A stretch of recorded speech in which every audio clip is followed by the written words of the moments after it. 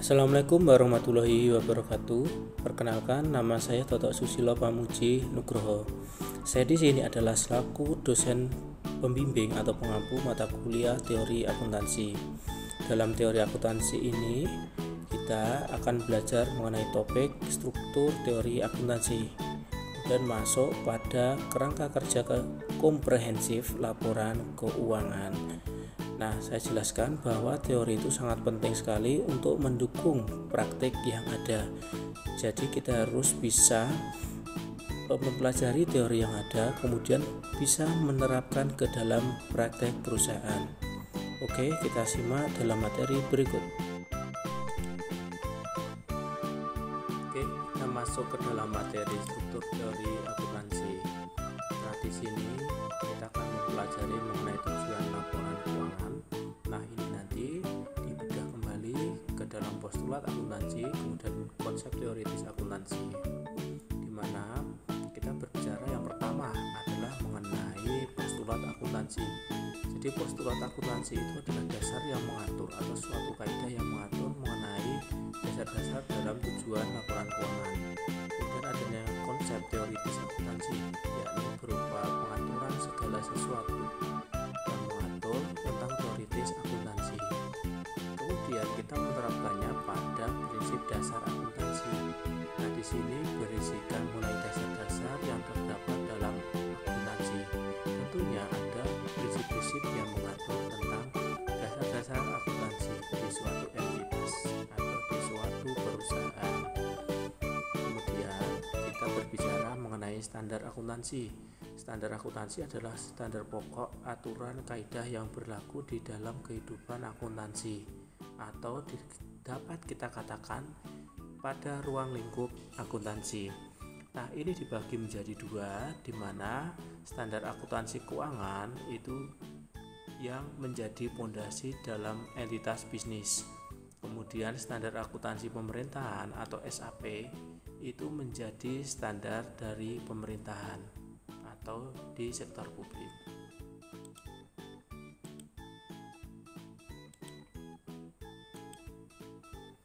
Oke, di sini kita akan belajar mengenai tujuan laporan keuangan. Nah, jadi di sini adalah maksud saya mengenai penyediaan informasi. Nah, bisa dalam artian penyediaan informasi posisi keuangan, kinerja, dan juga perubahan posisi keuangan. Jadi misalnya ada di posisi keuangan. Posisi keuangan itu dalam artian kita harus bisa menyajikan laporan keuangan. Nah, laporan keuangan di sini memuat unsur posisi keuangan, yakni bagaimana posisi perusahaan tersebut, dan kemudian bagaimana posisi aset, liabilitas, dan ekuitas. Kemudian tujuan yang kedua adalah menyangkut mengenai kinerja. Kinerja di sini adalah bagaimana laporan keuangan itu mendeskripsikan kinerja dari suatu entitas atau suatu perusahaan. Jadi baik atau tidaknya kita bisa melihat di laporan keuangan, sehingga para stakeholder internal, khususnya pada stakeholder yang eksternal, nah mereka sangat melihat pada bagian ini. Karena apa? Karena mereka akan selalu memonitor dari hal ini sebagai pertimbangan untuk menentukan apakah mereka mau melakukan investasi atau tidak ke dalam perusahaan ini. Kemudian mengenai perubahan posisi keuangan. Perubahan posisi keuangan dapat diartikan sebagai salah satu hal yang lumrah, karena segala sesuatunya yang berubah otomatis akan mempengaruhi perusahaan. Otomatis adanya kenaikan aset, liabilitas maupun ekuitas di dalam suatu perusahaan tentunya akan digambarkan pada laporan keuangan, sehingga jelas mengenai perubahan posisi keuangannya.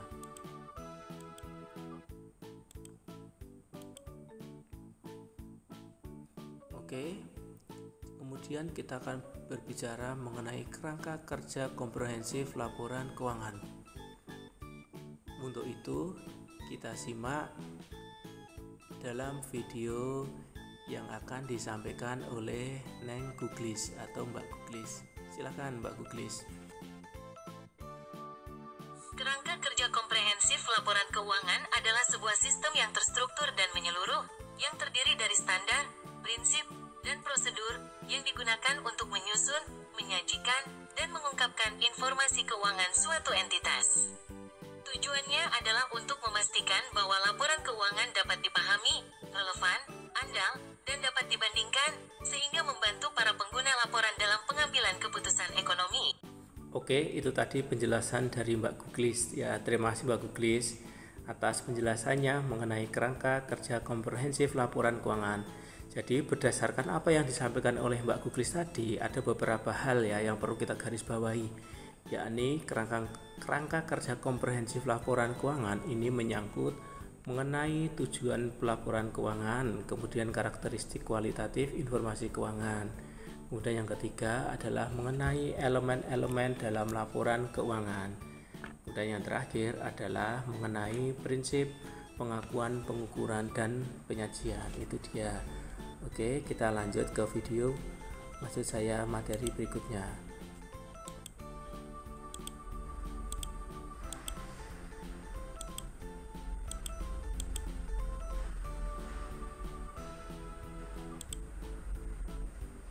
Oke, kita akan berbicara mengenai postulat akuntansi. Nah, postulat akuntansi ini terdiri dari postulat entity, yakni menyangkut mengenai suatu kaidah di mana ini adalah milik entitas.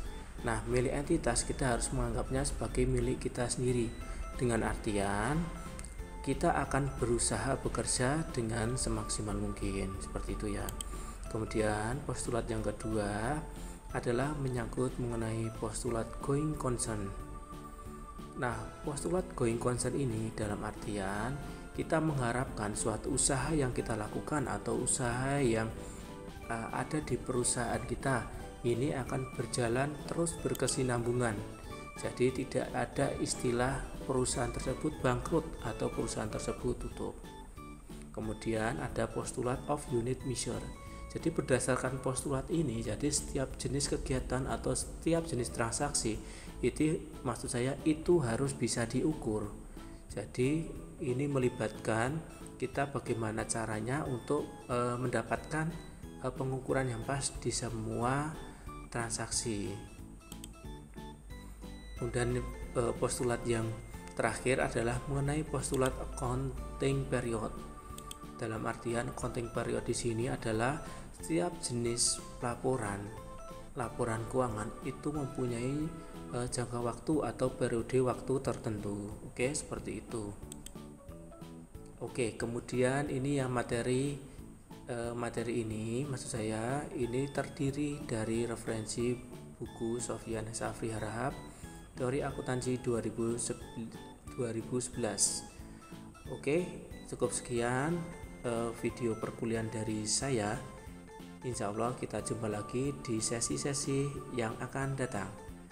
Cukup sekian. Wassalamualaikum warahmatullahi wabarakatuh.